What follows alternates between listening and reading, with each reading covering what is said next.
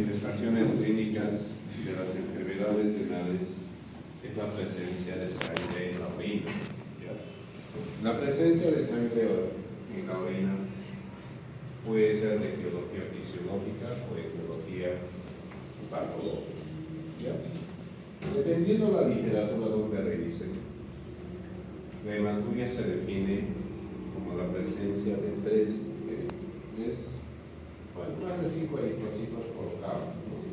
Pero esta hematuria tiene que ser persistente. ¿Qué quiere decir eso?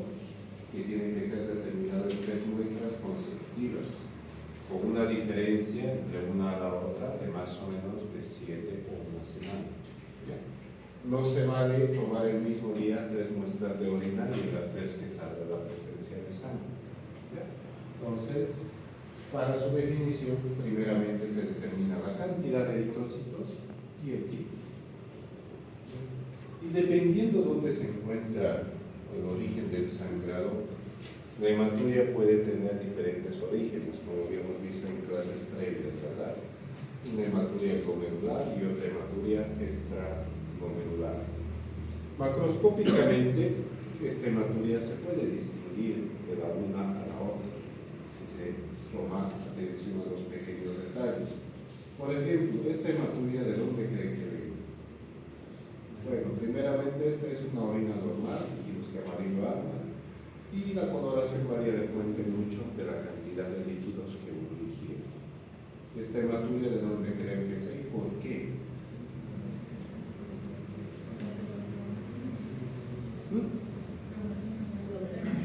¿De dónde?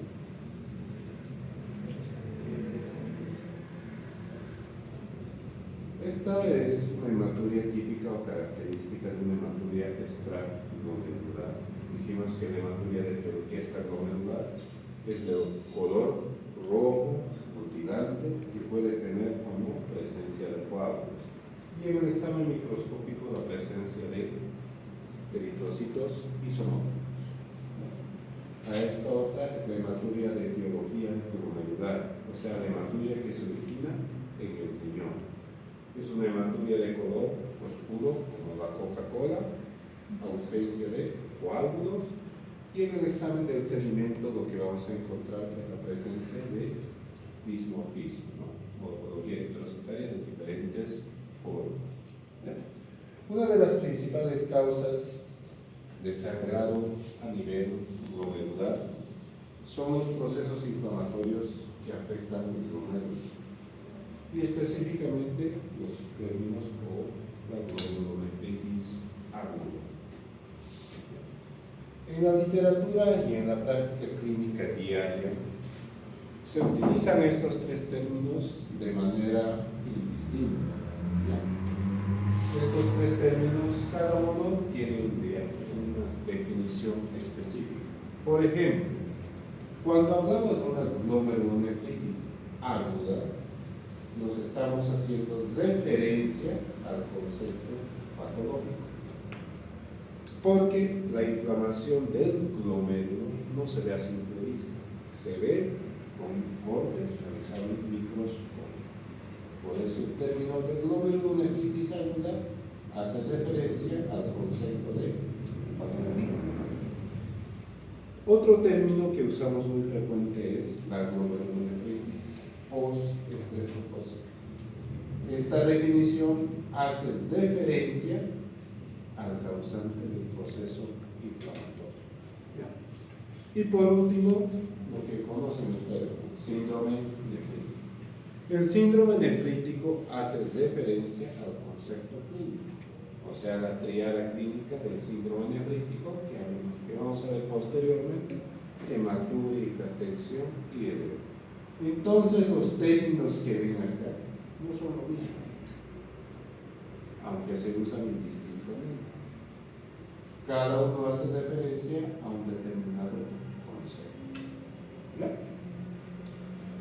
Recordemos en la microscopía óptica la estructura anatómica del riñón. Tenemos la nefrona, ¿no? Acá tenemos el riñón, el corte, ahí tenemos la corteza, la médula, las pirámides planas. En un examen microscópico, pues ahí tenemos el penacho glomerular. El penacho glomerular o el glomérulo, ya habíamos mencionado en varias clases, que tiene una estructura trilaminar, ¿verdad? Una capa interna denominada endotelio, una capa intermedia, la membrana basal, y una capa externa que es el porocito. Esa estructura trilaminar que presenta el penacho glomerular le permite cumplir todas las funciones del riñón. Y el daño de alguna de esas estructuras provoca sintomatología. Habíamos visto que en el síndrome nefrótico la estructura principal que se daña era el porocito.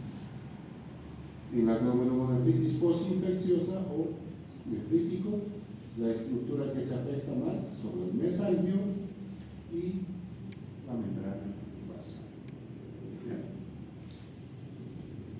Esta enfermedad es una enfermedad antigua, muy antigua, que ya Hipócrates lo había descrito en sus épocas. ¿Y cómo lo describía?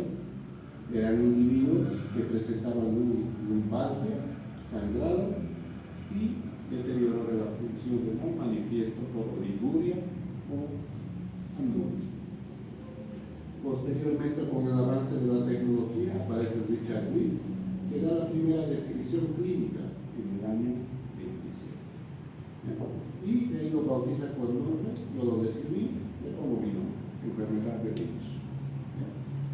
Y no es hasta los años 1839 a 1915 donde aparece Theodor Slater, la cual describe todos los cambios fisiopatológicos glomerulares que ocurren.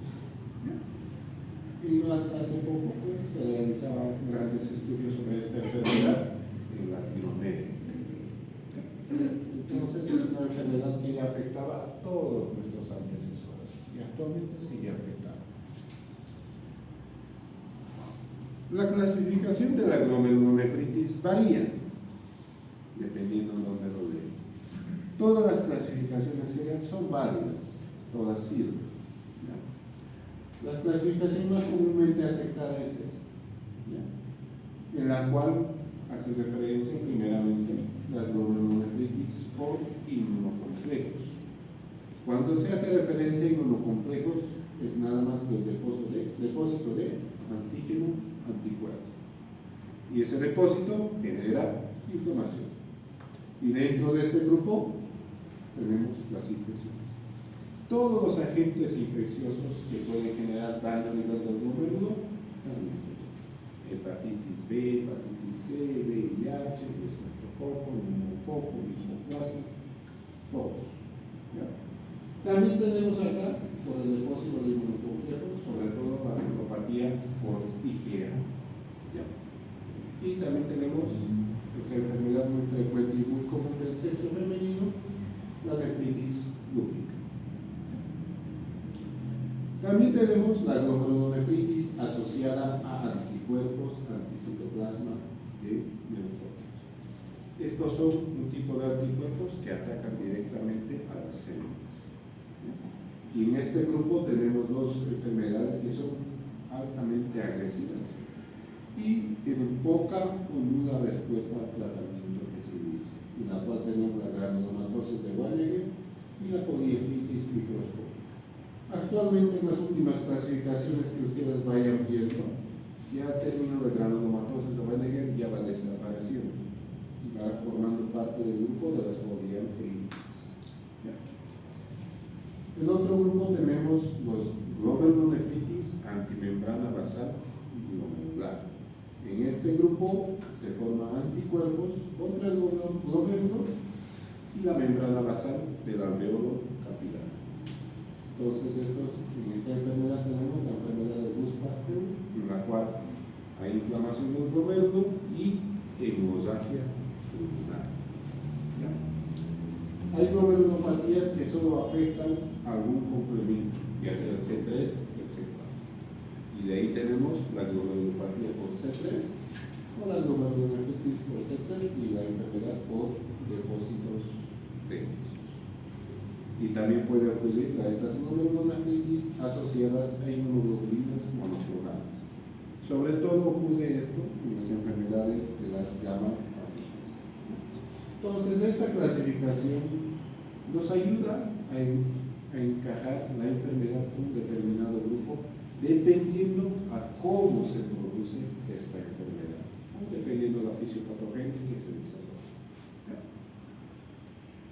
Entonces, hablando epidemiológicamente, las glomerulonefritis representan o constituyen el 10 al 15% de todas las enfermedades glomerulares. Y son responsables de aproximadamente casi el 30% de enfermedad renal crónica terminal. Y miren, los episodios asintomáticos superan a los sintomáticos. O sea, la mayoría de los individuos solamente presentan un leve dolor en la garganta o rinofagia y la enfermedad se vive. De 4 pacientes que se enferman de esta enfermedad, solamente 1 presenta los síntomas típicos de un síndrome de Freitas. ¿Y esto por qué creen que hacer? ¿Por qué creen que haya ocurrido o por qué ocurre esto?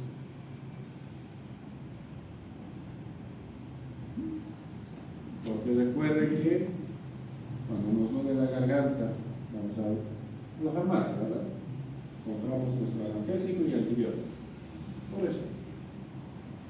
Y ese mismo fenómeno ha causado que esta enfermedad disminuya la incidencia, pero ha llevado a mayor resistencia del microorganismo, una por la otra.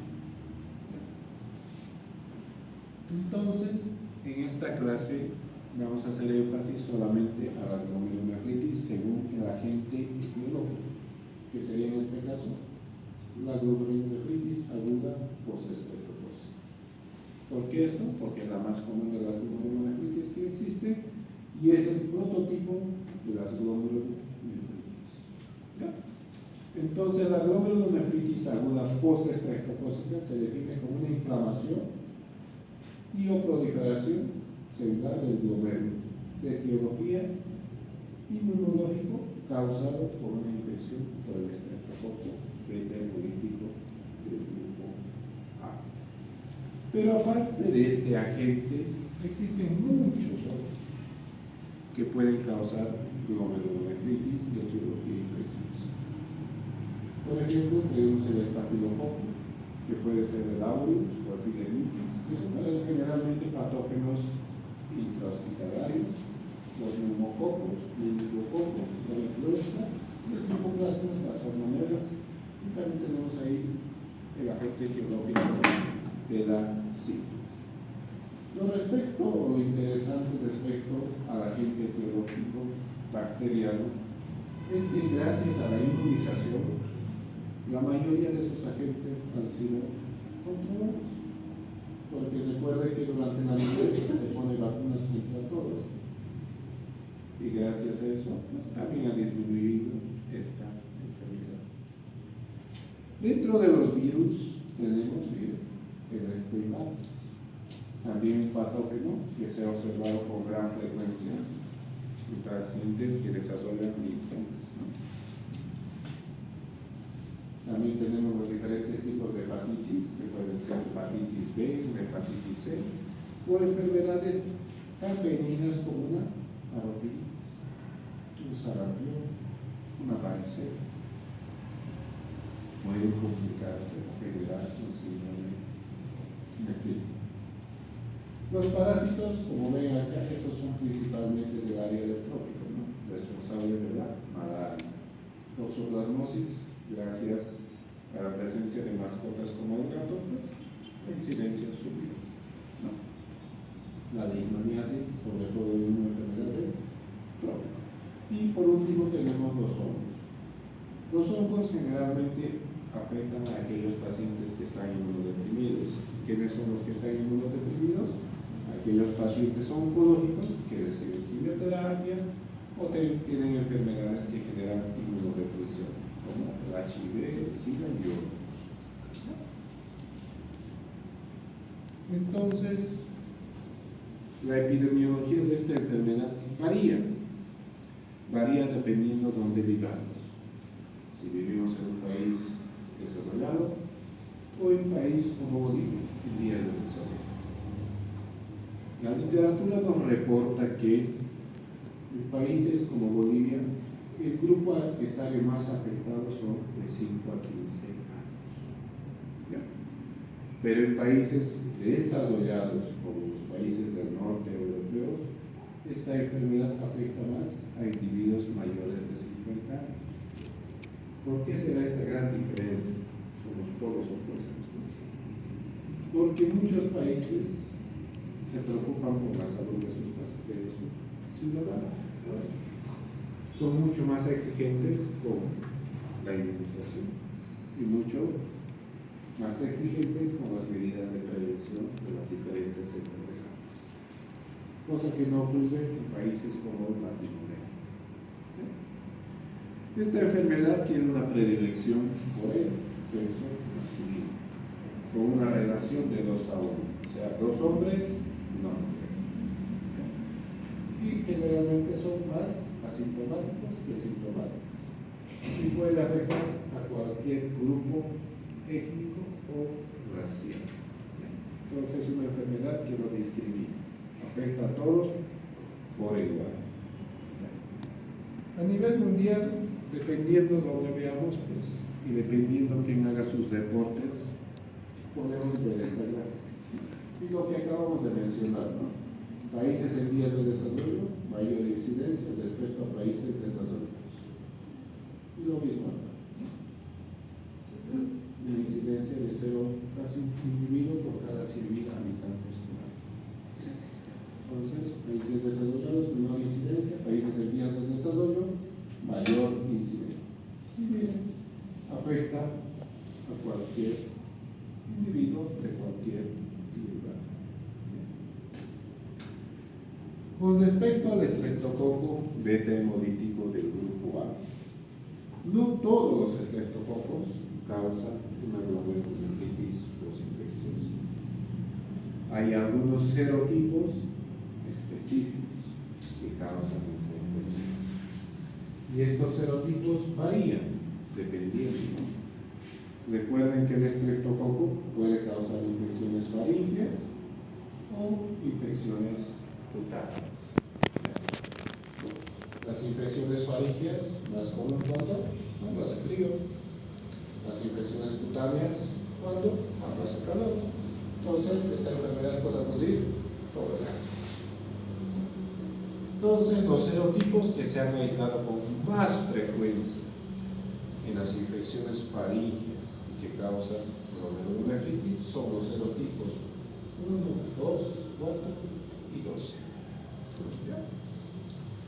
Estos causan una infección de las vías aéreas superiores y aparecen con más frecuencia en invierno. ¿Y cómo se caracteriza una infección faríngea? Fiebre, odinofagia, adenomegalia y no tienen tos. Y en las amígdalas se encuentra exudado blanquecino. Los agentes o los serotipos que se encuentran con más frecuencia en las infecciones cutáneas son el 49, 55, 57 y 70.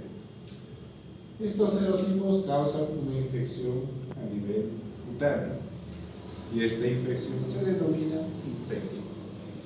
Y la lesión característica o elemental son las presencias de costra y humedades. ¿Y dónde aparece eso? En regiones perioficiales, o sea, alrededor de la boca o alrededor de las narinas. ¿Ya?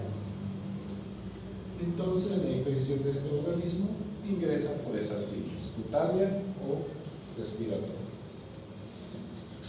¿Y qué es lo que ocurre a nivel del riñón?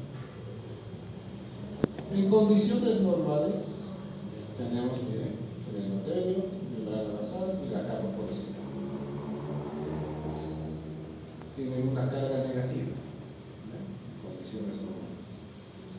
En condiciones normales, aquí tenemos los antígenos y los inmunocomplejos, que tienen también una carga negativa. Las cargas negativas se repelan, ¿verdad? Lo que aprendimos en matemáticas, que es cargas positivas, os diré cargas iguales se repelan y cargas desiguales se atraen. Y eso es lo que ocurre normalmente en condiciones normales en cualquier individuo. Pero ¿qué ocurre cuando ocurre esta enfermedad? Activa el plasminógeno y el plasmídio. Esa activación por estos inmunocomplejos activa la procolagenasa y la proteína latente. Y estas dos proteínas, una vez activadas, se transforman en la colagenasa y la MMP. Estas proteínas destruyen la carga negativa del capilar glomerular.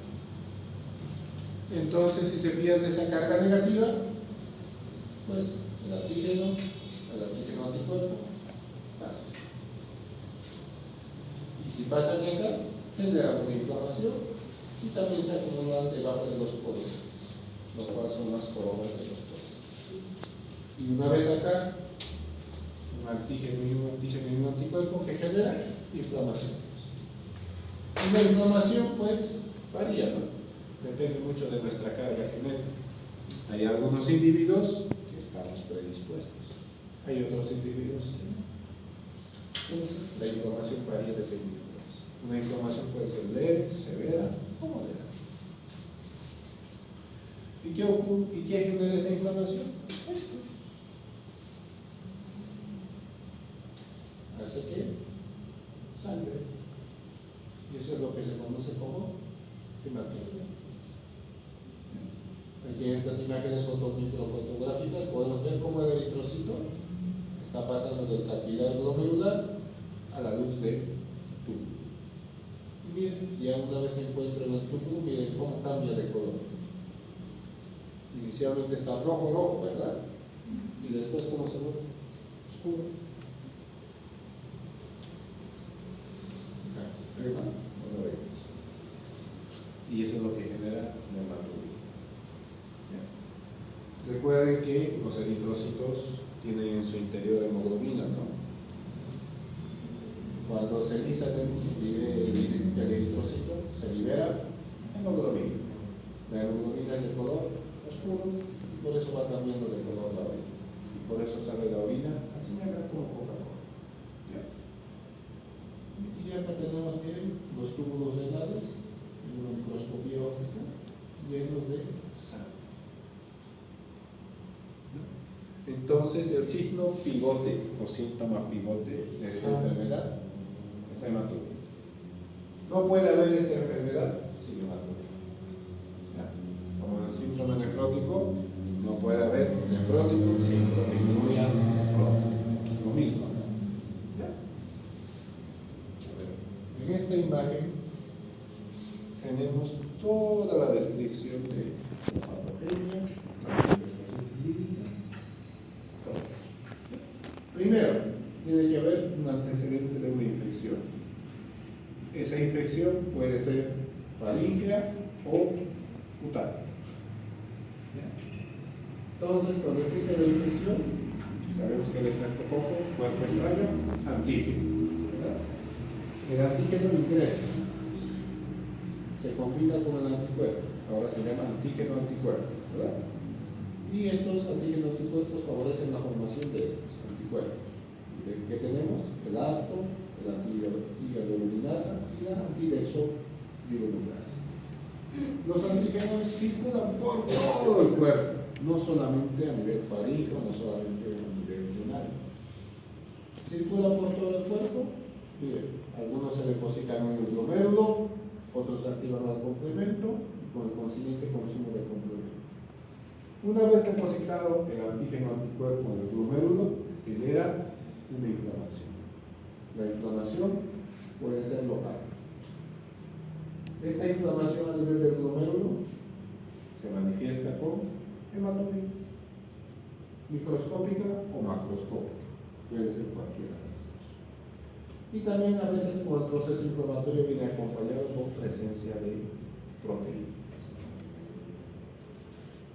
Cuando hay inflamación, recuerden que el área de filtración va a disminuir, pues, ¿no? Y si disminuye el área de filtración, el área de depuración también disminuye. No es lo mismo que trabaje 100 que 50, ¿verdad? entonces empiezan a detenerse a suaves. Urea, creatinina, amonio, uridina.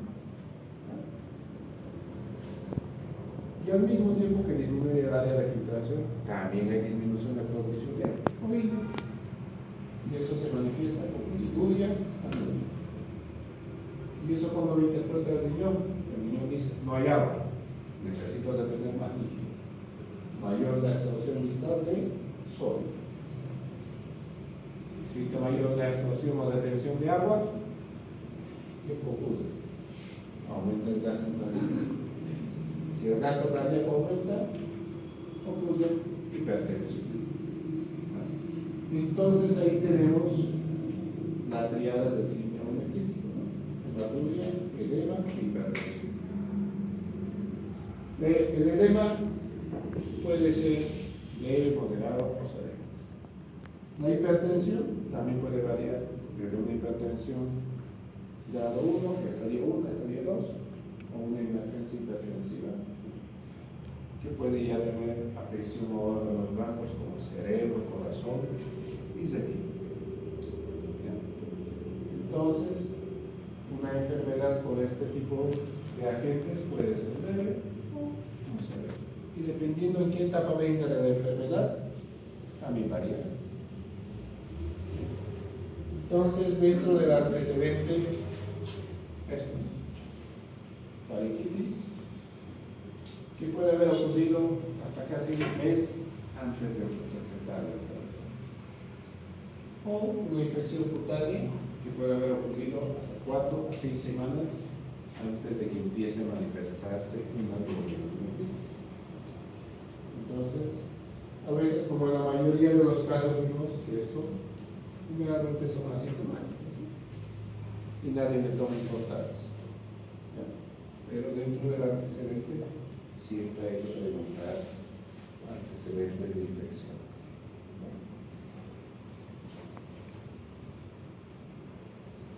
Bien. La sintomatología de esta enfermedad varía y varía mucho. Miren, estos individuos pueden venir asintomáticos,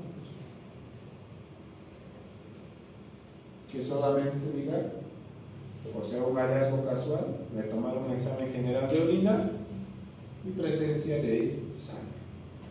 Y nada más. Y tener un poco de proteinuria. Y ser un hallazgo casual de la consulta diaria. Otros pueden venir solamente porque empezó a orinar sangre. Y dijimos cómo era la hematuria macroscópica. La orina generalmente es durante el sangrado, es durante toda la micción, sin coágulos, y puede o no haber presencia de infección sistémica. U otros pueden venir en las formas más graves y agresivas de la enfermedad, como es el caso de una glomerulonefritis rápidamente progresiva. En esta etapa, los individuos vienen ya con datos de falla renal, con datos de sobrecarga hídrica, y en el examen de sangre puede haber proteinuria y hematuria. Esa es la forma más agresiva de la enfermedad y generalmente no responde al tratamiento. Y en poco tiempo termina en terapia de sustitución renal. También tenemos las glomerulonefritis crónicas, son aquellos que presentan deterioro lento pero progresivo de la función renal. Son individuos que persisten con hipertensión, anemia y problemas de la glándula paratiroides, como es el caso de hiperparatiroidismo. En la mayoría de los casos, generalmente las glomerulonefritis rápidamente progresivas se asocian a enfermedades sistémicas, como el caso de las vasculitis, como las granulomatosas de Wegener, la poliartritis y el lupus. Generalmente se manifiestan de esa manera. Una glomerulonefritis específica por el estreptococo generalmente solamente viene con hematuria, hipertensión, edema y remite en el lapso de 2 a 3 semanas. Entonces, dentro de las manifestaciones clínicas de esta enfermedad, tenemos primeramente hematuria. La hematuria de origen glomerular en el 100% de los casos. No hay nefrítico sin hematuria. El edema se evidencia en el 90% de los casos. Pero el edema tiene características específicas. No es el mismo edema que ocurre en el síndrome nefrótico. ¿Cómo cree que es el edema de esta enfermedad? ¿Cómo sospecharían que es un edema de un síndrome nefrítico? Que es de miembros inferiores, ¿no? Porque los nefróticos no han sacado todo el cuerpo. ¿Ya? ¿Qué más? Como el edema cardiogénico es edema de miembros inferiores, ¿no? Porque caminamos y todo se va. ¿Qué más? Este edema es un edema duro. No hace el signo de la fobia, como lo ve. Pero la piel es tensa, brillosa. Y eso ocurre en general inicialmente en los miembros inferiores, ¿no? Y este edema, como en el síndrome nefrótico, puede ser leve, que solamente puede afectar miembros inferiores, o puede estar amenazado. Pero a diferencia del síndrome nefrótico, este edema se produce por el incremento de la presión hidrostática. En el nefrótico dijimos que ocurría por disminución de la presión oncótica, y en este caso debido al incremento de la presión hidrostática. Y esta presión hidrostática estaba determinada por ¿qué? Por el corazón. Entonces también cursan con datos de falla cardíaca aguda y edema agudo del pulmón por sobrecarga hídrica. ¿Ya? Y pues la hipertensión, ¿no? Bueno, si sabemos tomarlo, pues vamos a diagnosticar hipertensión. Si no sabemos tomarlo, pues seguir abordando. Otros datos que pueden o no estar, tenemos la proteinuria, descenso del volumen urinario y datos de fallas renal aguda. Entonces el paciente puede tener todas esas o solamente uno o dos síntomas. Dentro de los estudios complementarios tenemos una gran cantidad de laboratorios que podemos solicitar. Dijimos que esta enfermedad puede ocurrir o ocurre después de un proceso infeccioso. Cualquier proceso infeccioso en la sangre, en el cuerpo, genera cambios, ¿verdad? En la fórmula blanca. Si hay infección faríngea, pues va a haber leucocitosis, ¿no? Pero si la enfermedad ya ocurrió, ya pasó el proceso infeccioso faríngeo, los leucocitos pueden estar normales, ¿no? Va a depender en qué momento ha llegado el individuo. Si aparece en las primeras etapas o iniciales de la enfermedad, va a haber leucocitosis. Si ya pasó más de 4 o 6 semanas, es normal.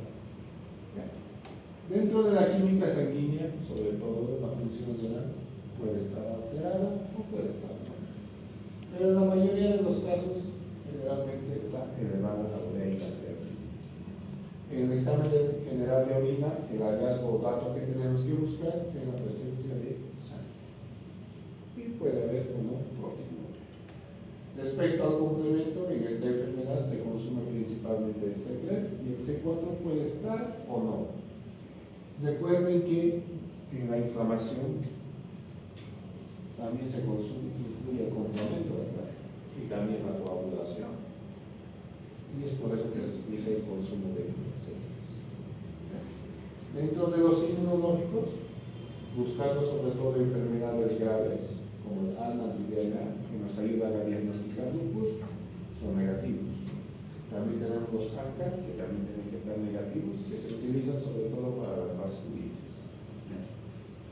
Como tiene un agente infeccioso de estreptococo, las antiestreptolicinas o los anticuerpos contra el estreptococo tienen que estar elevados. Las inmunoglobulinas se elevan sobre todo la IgG e IgE. Y el factor reumatoide, poco específico, ¿no? Casi 30-40% positivo. Entonces se puede pedir todo eso. No se puede encontrar todo eso ya no. Como en esta gráfica pueden observar, ¿Cómo aparecen cada uno de los síntomas y las manifestaciones clínicas? Miren, el antecedente de la infección está en primer lugar. Posteriormente sube la presencia de los síntomas, ¿no? Como son hematuria, edema e hipertensión. Y los inmunocomplejos o los anticuerpos aparecen posteriormente todavía. No aparecen de manera inmediata. Tengo la infección y aparece. No, tarde. Y todo esto, miren, tiene un determinado tiempo. O sea, que se mide. Esta determinación de cuándo desaparece es muy importante. Por ejemplo, la hematuria sigue persistiendo casi hasta el año, después de haber tenido la infección, ¿verdad? Y miren el complemento, baja, es decir, a los 4 meses para subir. Y lo que más llama la preocupación o atención al paciente es sangrar. ¿Cuándo voy a dejar de sangrar? Porque es lo que más molesta, ¿no? Cuando orinan sangre. Es lo que más va a llamar la atención. Entonces hay tiempos que dicen hasta este momento basta de sangrar, el edema, la hipertensión, el complemento se va a normalizar en este determinado tiempo. Pero ¿qué ocurre si esto no se normaliza? Porque puede pasar, ¿verdad? Y ahí es donde vienen los problemas. El tratamiento de esta enfermedad es sintomático. Con eso queremos decir que pues, no existe una píldora o una tableta que yo le dé al paciente que le va a curar. No existe. Y ni va a existir. En esta enfermedad dijimos que hay mayor retención de sodio y agua, ¿no? Entonces, la alimentación tendrá que ser con menor cantidad de sal. Lo normal de aporte de sal que un ser humano sano debe de tomar es de 3 a 5 gramos diarios, cosa que nadie va a hacer. Entonces, en estos individuos la cantidad de sal tendrá que ser 2 a 3 gramos en 24 horas. Usan hipertensos. La hipertensión puede ser leve o severa. Entonces, si la hipertensión está dada por volumen o por retención de agua, ¿qué vamos a dar? Tenemos que dar algo para que saque el excedente de líquido. ¿Y cómo sacamos? Diuréticos. Hacemos orinar. Otro, tenemos los vasodilatadores. Los vasodilatadores, ¿qué hacen? Hacen que la cañería del vaso sanguíneo que está así crece. ¿Y eso qué hace? Se distribuye la sangre y la presión disminuye. En esta enfermedad no se puede utilizar dietas como antihipertensivos ni los bloqueadores árados, porque esos dos grupos de antihipertensivos pueden favorecer mayor fallas renal. Entonces, si hace fallas renal, pues el tratamiento será sintomático. Sintomático queremos decir que si tiene hipercalemia se tendrá que tratar, si tiene hipocalcemia se tendrá que tratar, si tiene acidosis se tendrá que tratar. O sea, tratar todas las funciones del riñón. Y como el agente etiológico más común es el estreptococo beta hemolítico, ¿qué vamos a dar? La penicilina. Recuerden que este agente, aparte de causar glomerulonefritis, también puede causar fiebre reumática. O sea, crónico que dice láminas articulaciones y mueve el corazón. O sea que es una enfermedad que destruye el corazón. Entonces todo eso se tiene que hacer en todos los individuos. Pero ¿qué pasaría si su paciente es alérgico a las penicilinas?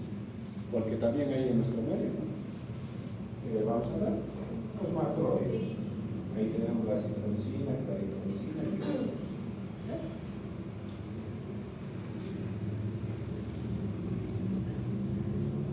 Como cualquier enfermedad, hay que saber diferenciar. Miren, lo vamos a dividir en dos grandes grupos. Síndrome nefrítico, que solamente tiene una afección renal, y síndrome nefrítico con afección sistémica, o sea que afecta a otros órganos. ¿Ya? Y estos síndromes nefríticos pueden ser con complemento bajo o complemento normal. La glomerulonefritis aguda postinfecciosa entra con síndrome nefrítico, afección renal y complemento bajo. Dijimos que el complemento bajo, principalmente el C3, siempre está bajo. El C4 puede estar normal o bajo. ¿Ya? Y tenemos la membrana proliferativa. Y tendremos que hacer diferenciación sobre todo con la nefropatía por IgA, la glomerulonefritis rápidamente progresiva y la enfermedad por anticuerpos antimembrana basal glomerular. Aquellos síndromes nefríticos que tienen afección sistémica y complemento bajo, tenemos lupus, la endocarditis bacteriana, nefritis por Schum y las crioglomerularias. De aquellos que tienen complemento normal, tenemos la púrpura de Kenner-Schorle, el síndrome hemolítico médico, el grupo astreo, el buen negro, los accesos y los poliangiinos. Entonces, se tendrá que hacer una diferenciación con todas estas enfermedades, ya que el tratamiento para cada una de ellas es muy diferente. Por ejemplo, para la nefropatía IgA, el tratamiento solamente es aceite de pescado y medicamentos como IECA o A. Para el lupus, generalmente el tratamiento es muy agresivo, bolos de esteroide, inmunosupresores como ciclorostamida, anticarcinúricos y otros. ¿Ya? Entonces el tratamiento varía, no es lo mismo para todos.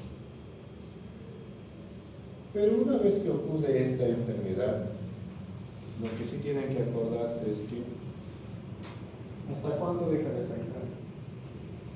La literatura dice que la hematuria macroscópica dura 2 semanas.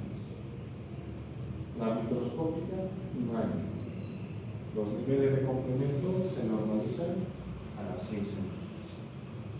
Pero ¿qué ocurre si no me normaliza? Ocurre esto.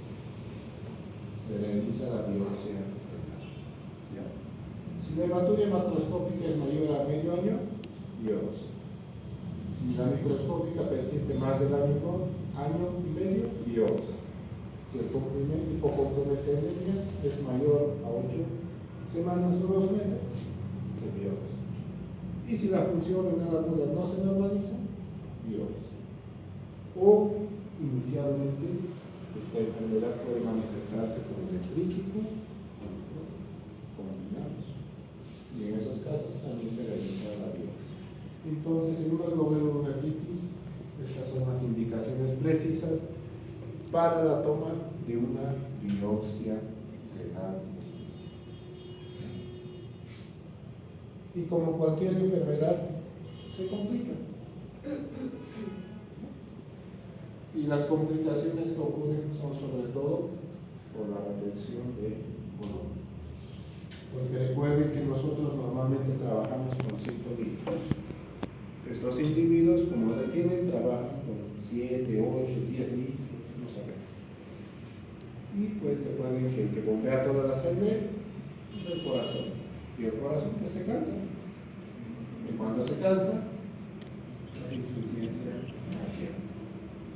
Esta insuficiencia cardíaca puede ser de cavidades derechas, cavidades izquierdas o una insuficiencia cardíaca global. La sobrecarga de líquidos también sube la presión. Y la subida de presión se llama hipertensión. Y la hipertensión puede llegar a una urgencia o una emergencia.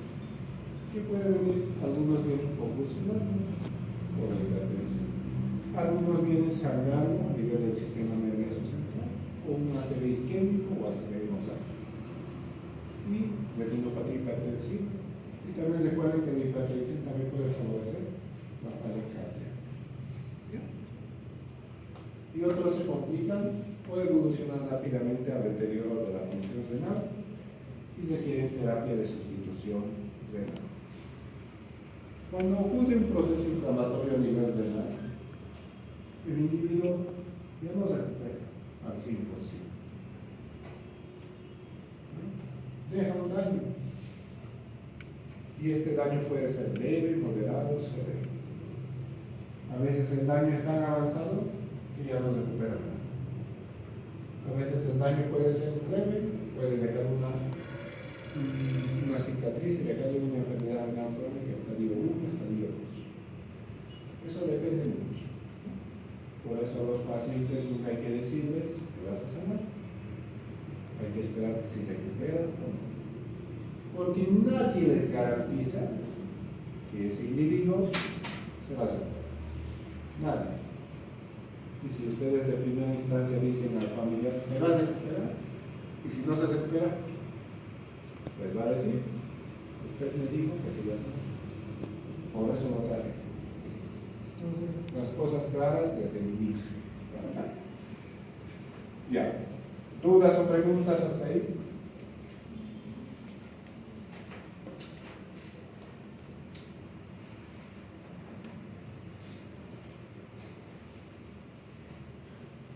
Supuestamente le ha dado un síndrome hemolítico urémico y no ha orinado ya por 15 días. Bueno, 16 como mínimo. Y no sabemos si va a volver a venir. ¿Y eso por qué? Porque el niño había estado con diarrea una semana. Pues también depende mucho, ¿no?, de la responsabilidad de los papás. Y ahorita está en diálisis, quién sabe hasta cuándo. Tal vez de por vida, o tal vez unos meses. Pero lo más seguro es que está. Ya, a ver, lean eso. Así va a ser el examen.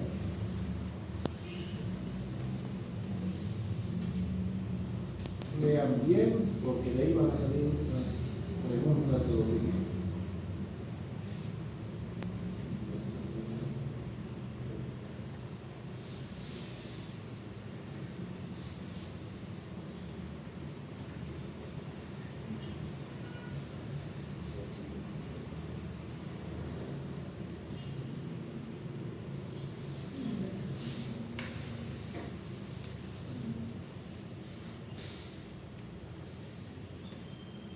Todo parece y todo no es.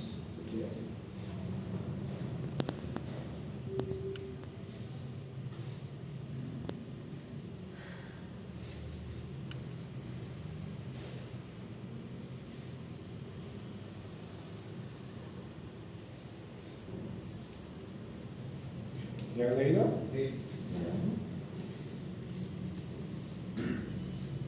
A ver, ahora con eso respondan eso.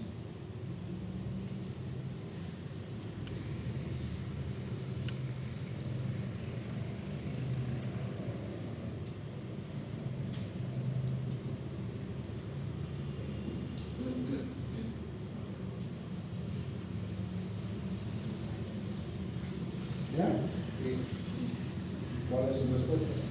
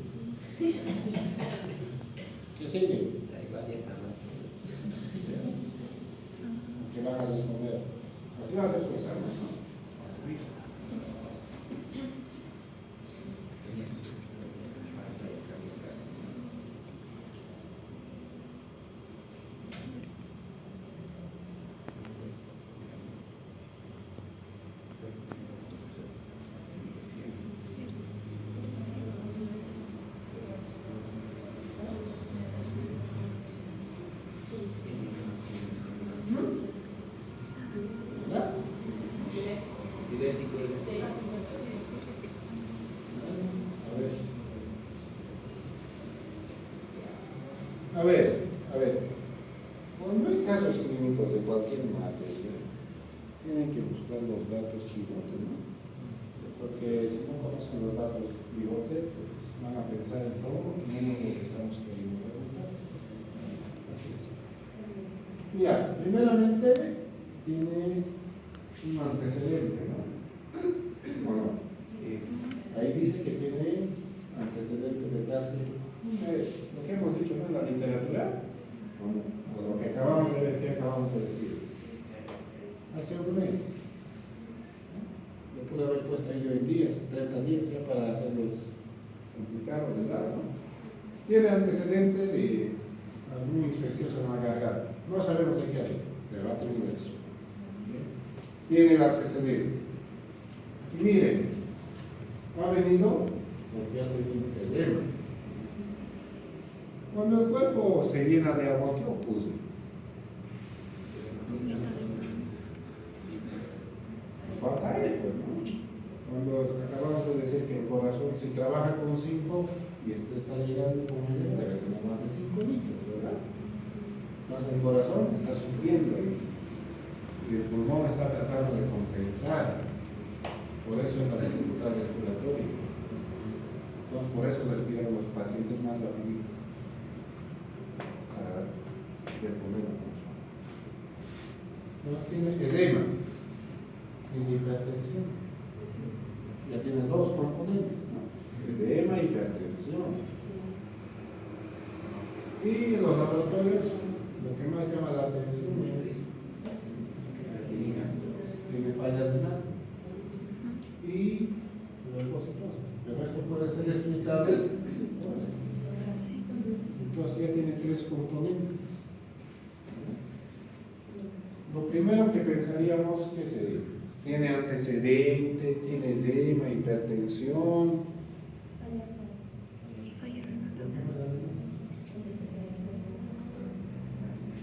No ha tenido antecedentes de diarrea, no ha tenido antecedentes de vómitos, no ha tenido antecedentes de haber ingerido algún medicamento que haya destrozado el riñón, ¿verdad? Entonces, tampoco ha tenido antecedentes de que tenga una de malformación o obstrucción de la vía urinaria como la próstata. No dice nada, ¿no?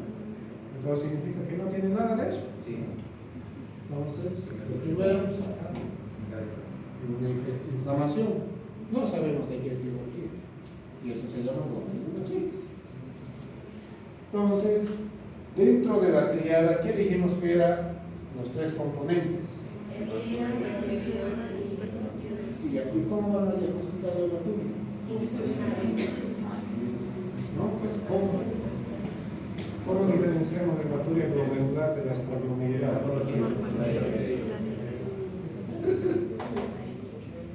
Ya con la morfología dices, ¿está sangrando del riñón? No, o está sangrando de la vejiga, ¿verdad? Y ya tienes ahí los 3 componentes de la triada, ¿no? Edema, hipertensión y hematuria. Entonces ya estamos pensando que es una glomerulonefritis o un síndrome nefrítico. ¿Cuál es el tratamiento del síndrome nefrítico? No hay tratamiento. Síntomas. ¿Qué síntomas? Para que saque el líquido y para la presión. Porque para la hematuria no hay cura. ¿O qué vamos a tratar de la parasitis? Entonces, si responde bien la pregunta, la primera, las respuestas van a ir saliendo, ¿no?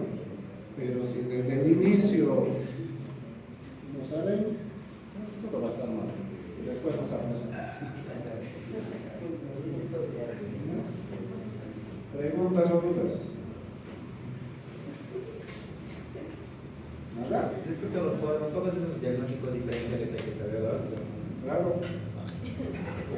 Porque ¿qué tal si el paciente, a ver, femenina de 18 años, que viene con edema, hematuria, hipertensión, y complemento disminuido C3 y C4?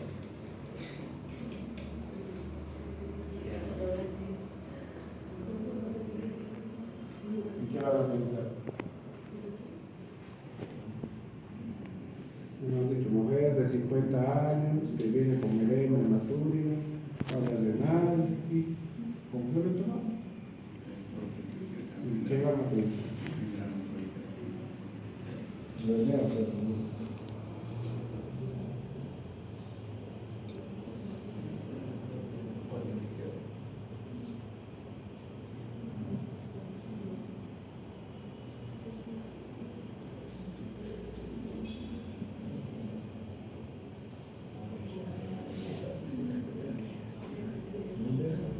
voy a preguntar.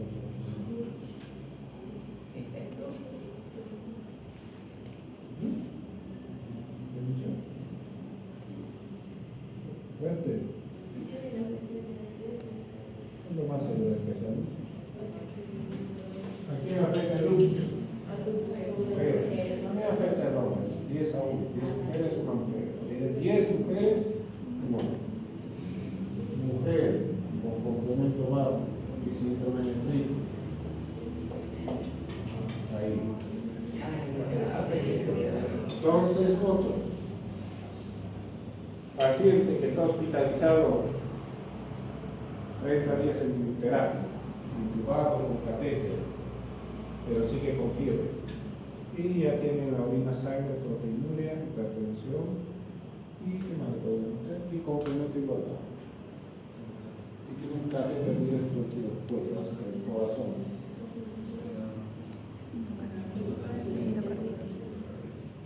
Vale.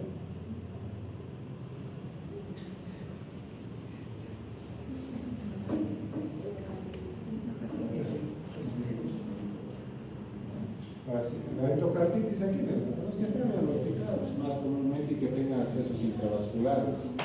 No le va a dar a un paciente que está caminando una endocarditis, no le va a dar, a menos que esté usando drogas, ¿no? Que se inyecte con una jeringa sucia directo al corazón en el organismo.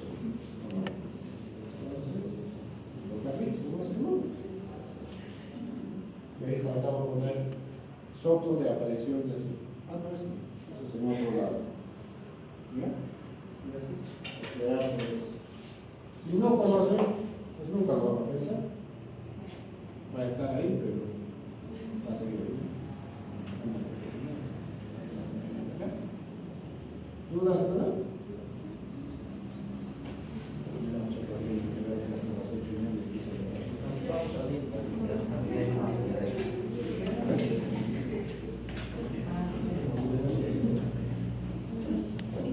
Ya la siguiente clase vamos a ver enfermedad renal diabética.